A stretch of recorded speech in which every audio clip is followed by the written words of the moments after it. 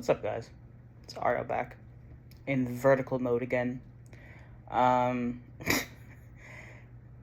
I'm in my bedroom now because I'm too tired to go to the library. But yeah. What is this? Day 7 now. It's officially been a week since I've started this challenge. Crazy.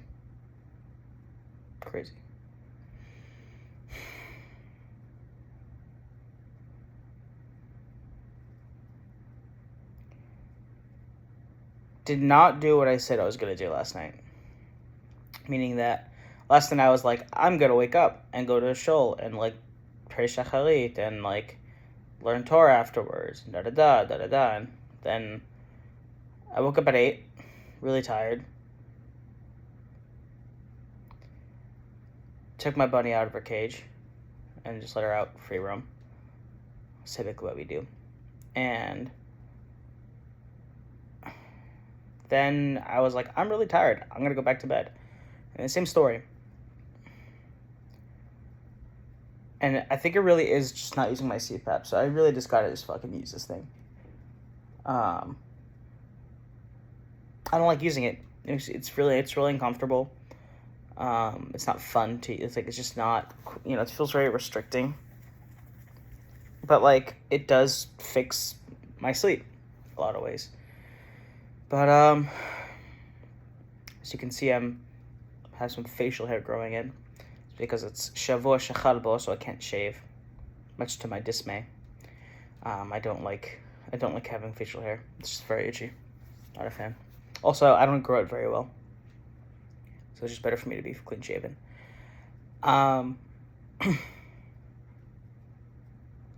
Today I hung out with some friends to watch the World Cup final. We all got together. It was a really great time.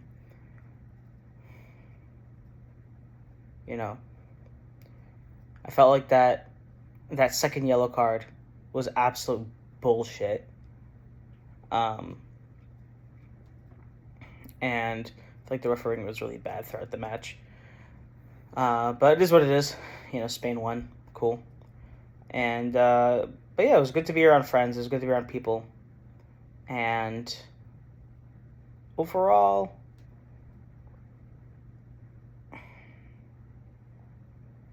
I'd say I'm feeling really bored today. I'm literally like just creating reports. Like I'm just going through the list of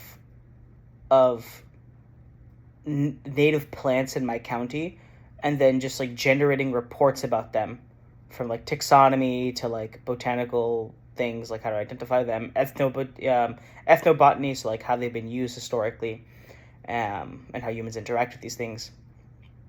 Because these are the kinds of things that I find interesting, and then creating like diagrams from that research, and that's literally what I've been doing.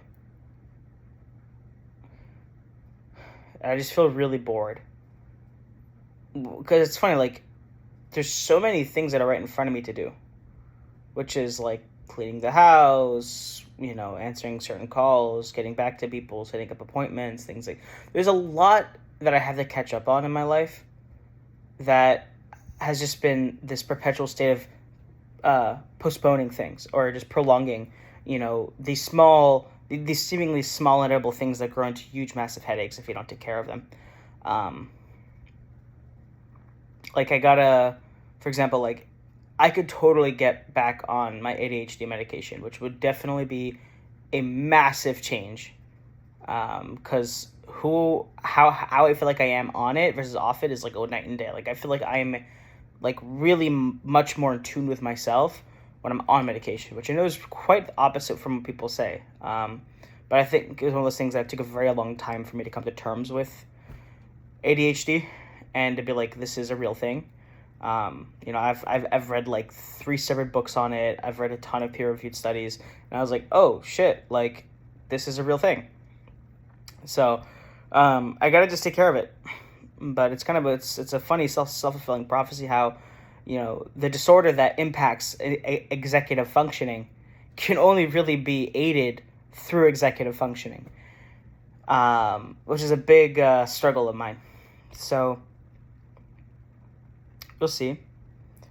Because tomorrow, I kind of thinking of just that's how I want to dedicate my day. Like I want to go to the library and just crush out like calling, texting, emailing, messaging, just like really making sure that I at least get the ball rolling on all these things.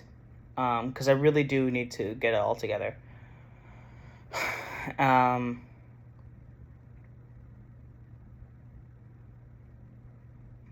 yeah, it's weird, like, because it's like there's a bunch of this, like, I'm bored and like I want to do something, and despite being faced with everything, with so many different tasks in front of me that are necessary and needed, the fact that they're not urgent, there's something about the sense of urgency that motivates me. It's not it's not it's not a difficulty that gets me going. It's not interest. I mean, it is a decent amount of interest, yeah. For example, like this, my whole hyper focusing into the whole botany thing now. It's like what takes up a lot of my time. But like in terms of the stuff that I don't want to do, like I don't want to clean my house. Like I have to be honest with that. Like I don't want to clean my house. I like having a clean house and I like being in a space that's clean, but I do not like the act of cleaning my house. Um, and that sounds terrible because it is. That's no way to live. And so what ends up happening is basically like once, like every like 2 or 3 weeks, I'll be like, oh, I need to like clean the house, and then I'll just deep clean the entire house. But then it just goes back to right where it was. And there's something about like the slow and steady wins the race thing that is deeply unappealing to me. Um, and again, I'm iterating these things, knowing full well that those things are not conducive for living a fulfilling and consistent life as an adult. And these are things that I want to change. I think I'm just kind of getting it out there to be transparent and to know that like okay, like I'm not going to hold this thing in, because I think that's a big part of it is like the shame in knowing that I don't do these things, is that I feel like kind of keeps me in this cycle of a negative feedback loop where I'm just continuously in a perpetual state of stagnation, where I'm not doing anything, where I'm not moving forward in any regard, because the resistance of starting is just so it feels so insurmountable.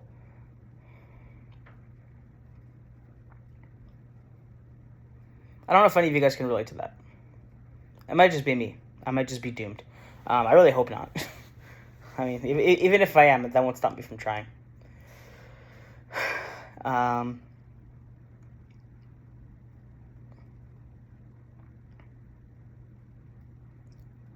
but that's a deep struggle of mine, right? Because now it's not just sur mera, which is it's not just turn away from evil, right? Which the bad things in my life, I've been subtracting them. It's already been it feels like it's like it's already been a week, but it's also like, holy crap, it's only been a week. It's this challenge has felt both fast and slow, but I think the point where I'm struggling is the asetov, which is to find the good things to replace the bad things, and it's just like I think I have to confront myself and look myself in the mirror and be like, what? And it's funny actually, in my bedroom I'm like looking at myself across the mirror right now, talking at this phone. But to look in the mirror, quite literally, and to say to myself, good job with getting rid of the bad stuff. Now we got to start tackling the good stuff. And I need to find my drive for that. Or maybe not just maybe just do it. I need to just do things. Even though, like, every second that I'm going to be, in the process of doing it, and be like, I hate this, I fucking hate this, I hate this, I hate this, I hate this, I hate this, this is so annoying, I'm so tired, I'm fatigued, I don't want to do this right now, even as I'm doing it, and just be present with that. Because maybe I think I need to just have faith that the motivation will come. That it's not something that I'm not gonna just find motivation under my bed. It's just not. I just don't think that at this point in my life, that that's something that's going to happen. I think that I was a lot more driven when I was younger, because I think that I was very much I was a lot more ideological. I had very strong views of the world. I had very strong views of myself, and very strong views of how things needed to be. Uh, for example, one of the main driving factors was after my father's death. I was 16 years old, and it was a very traumatic death, my father's death. Um, and I, I just kept telling myself, like, Arya, like, this experience broke you. Are you going to pick up the pieces and rebuild something new? Or are you just going to remain broken? And I chose to start picking up the pieces and build something new. And that led to a really, just like a fire in me that was, that kept burning bright. And I remember telling myself over and over again back then, do not let this moment ruin your life. Do not let this trauma ruin your life. There's so many people that, they grew up with, I grew up with a childhood where, my father was a drug addict, and, I grew up in motels with bed bugs, and this was my life. This was my childhood. And this is not to garner any pity, God forbid, or anything like that. I know there's plenty of people who have lived through things that are much, much, much worse. I'm not here to compare suffering or even hint at such a thing, but I think I'm just using it as a tool to say what was motivating me at the time. It was not, everyone was expecting to be like, that's it, like, this is going to ruin his life. He's going to go down a path where he's going to repeat a lot of the mistakes that his parents made, and that he's going to repeat the cycle of trauma, of generational trauma, and just keep the ball rolling. And I wanted to beat that so bad. And then I think as I got older, like, I kept on experiencing losses. Like, shortly after my father died, all of his siblings died as well. And then finally his mother. So then on my father's side, I have no grandparents. I have no aunts or uncles or a father on my side, on my father's side. And just kind of like experiencing the loss over and over and over again, you just kind of become almost like disillusioned of being like, what's the point? Right? Where when I was young, it almost felt like the world was fair. Where it was like, I went through something really hard, and because I had the willingness to take on that challenge and to build something better for myself, but of course with the help of so many people, I don't believe in being a self-made man whatsoever. I think it's a non-existent term, and anyone that uses it is, I think, coming from a place of ego and arrogance, and ignorance. But that was a really, I think at the time I was like, if I work hard enough, doors, I remember a sentence that I kept on telling myself. I was like, Ariel, work so hard that doors open themselves up for you. And that's what I kept on doing. And that's what ended up happening. Right? But then as time went on, and as I got older, and I'm still very young, I'm only in my mid-20s. As I kept on experiencing, losses, and like experiences that I felt like are very breaking, to I feel like every time you lose someone, it breaks a reality. It shatters a reality. Whether that's losing someone through a breakup. In my case, it was through death. Right. Besides for all of the, you're faced with the fear of your own mortality every time. It's also like it leaves a gaping hole into who you are as a person, and you just don't know how to like.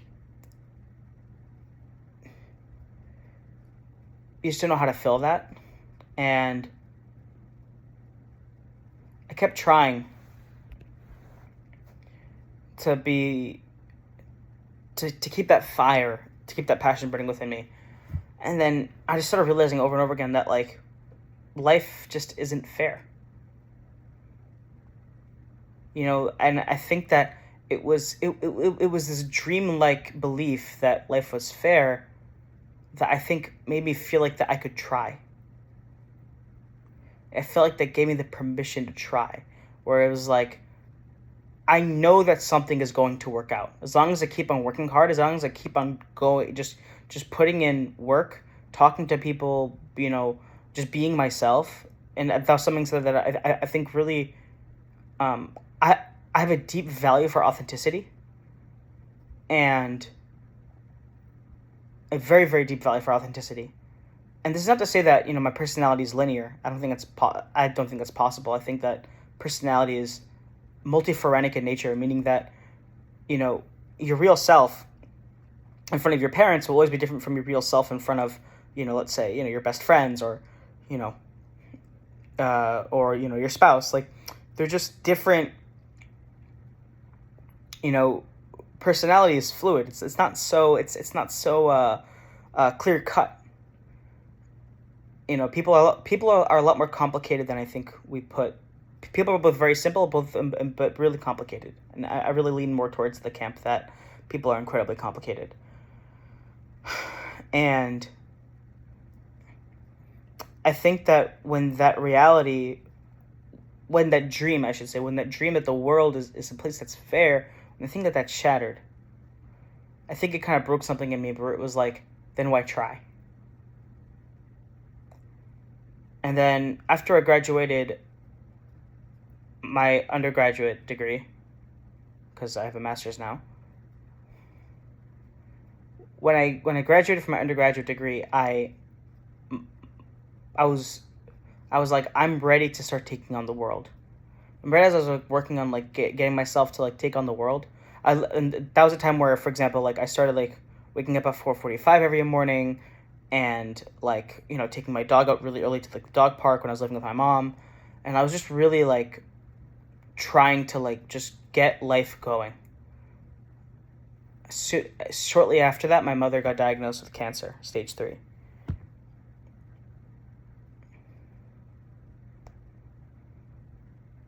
And like my mother dying was always a very deep fear I had at that point, because I felt like I'd experienced so much death. I'd lost my father, 2 uncles, and an aunt, and my last grandparent, all between this diagnosis and my father's passing. And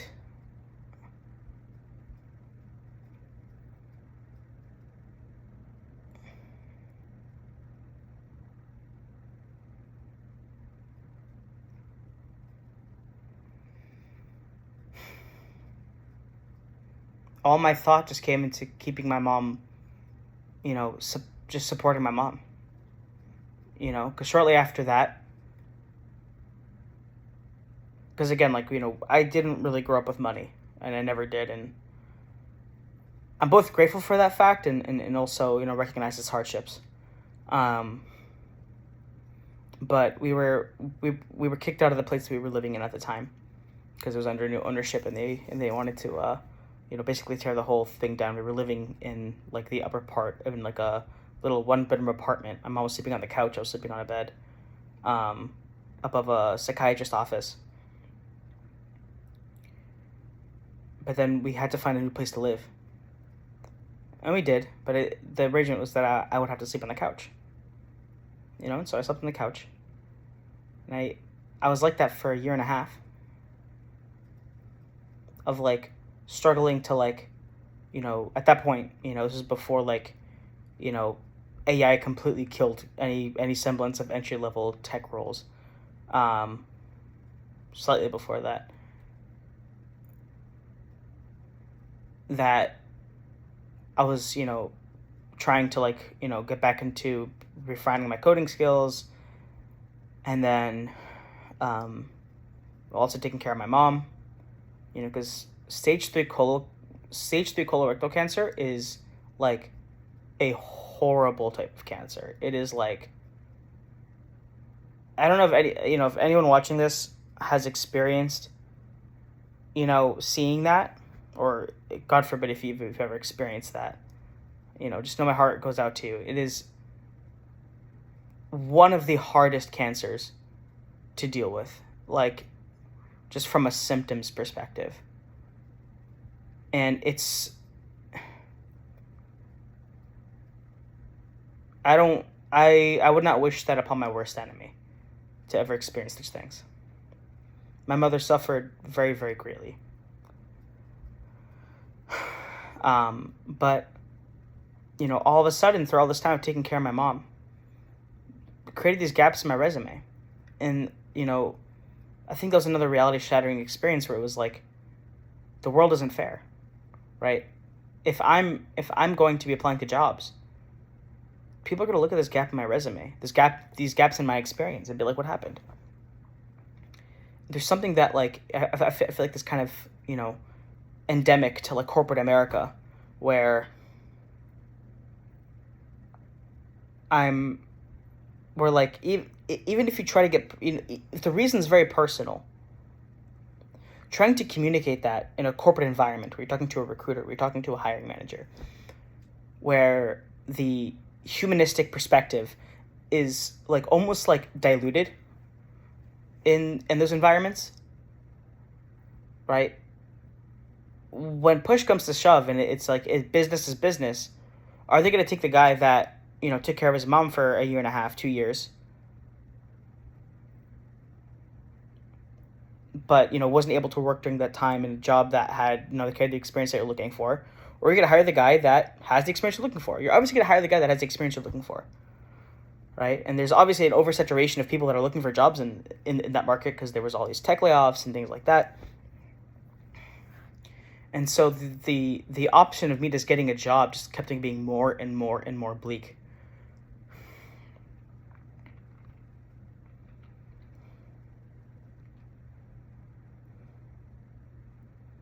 I think the reason why I'm opening up about this is, one, to kind of get off my chest, and hopefully see that there's other people out there in the world who can relate, because I think there's a deep sense of feeling alone, especially since my mother passed away 6 months ago, 7 months ago now.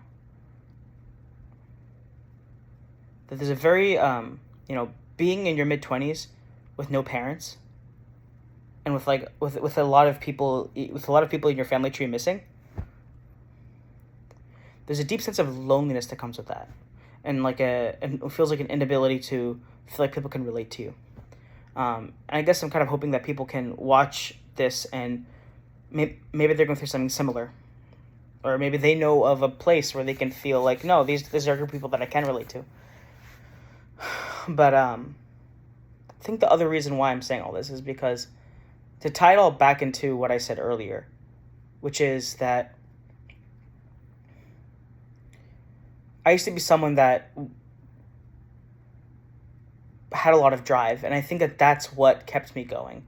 And I think, to me, that's been, I feel like it's been a missing link for me for a long time, which has been this fire, this passion to keep getting after it, just keep trying, and not, despite being in the face of failure and experiencing failure over and over and over and over again, just being perseverant.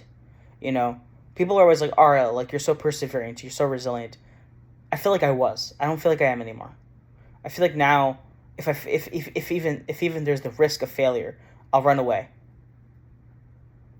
when that was not always the case.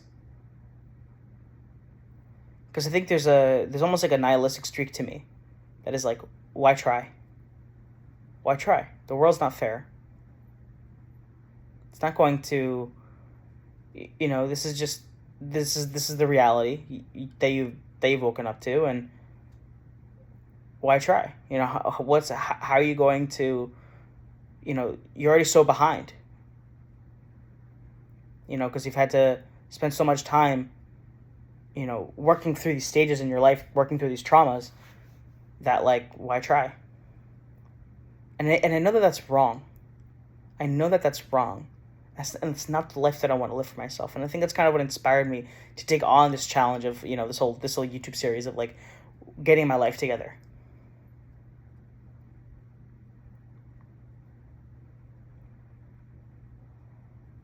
I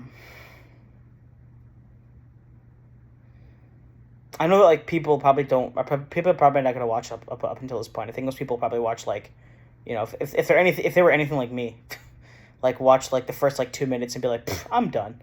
And the first 2 minutes is always me just, like, trying to find my words. But I want to show that. Because, again, I really do value authenticity. And I don't want to, I feel like a lot of times when these videos are made and shown on YouTube that, like, there's people think that that's what it's like to, like, open up. That's what it's like to talk into a camera. But it's a lot of it is just finding what you're trying to say. And part of me wants to show that. I might do some. I mean, in one previous video, like, I did some minor editing, because I just felt like, I said something in the previous video that was just like, well, I said something in a previous video that I was like, that's getting at too much personal information. Here I am talking about my personal life. But I guess more pertinent to, like, my own, like, security nowadays. That's why I edited it out. But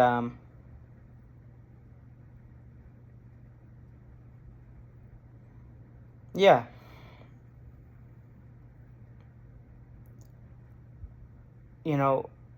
I wish I had a moment of epiphany now where I was like, now I'm going to try, and now I'm going to, keep going even in the face of failure and in the experience of failure. But I don't really feel that right now. Even though there's so many major developments in my life, just in the past, few months, that are like, now I'm not only going to be responsible for myself, I'm responsible for a whole family unit. That I'm like, I gotta kick my ass into gear. And I have to change my mindset. I have to change my outlook. I need to find my drive. I need to find my motivator. And I need to rebuild that sense of resilience and the sense of perseverance. And to not give myself the time of day to be dejected. Or maybe to give myself, some feeling, to allow myself to feel that experience, but to not let it define me. All in all, I think that the concluding kind of thought here is that there's a lot of things that I do wrong. There's a lot of things in my day-to-day life that I think can be seen as someone who's very lazy and lacks common sense and is deeply struggling. But I want to change that. And while I might not have found my answer today, I think it's not going to stop me from looking. I think I just need to make that leap from, now that I've cut away a lot of the things in my life that are detracting from my ability to search for this meaning, for this drive, and for this motivation. Now I need to actively search for that drive and that motivation. And by active, I mean through action, not through contemplation, not through thinking, through actual action. So that's what I got. Thank you for anyone that, I very much doubt anyone got to the end of this video. But if you did, great. Glad you're here. and hopefully you can relate. So with that, I'll see you guys tomorrow. Have a great night.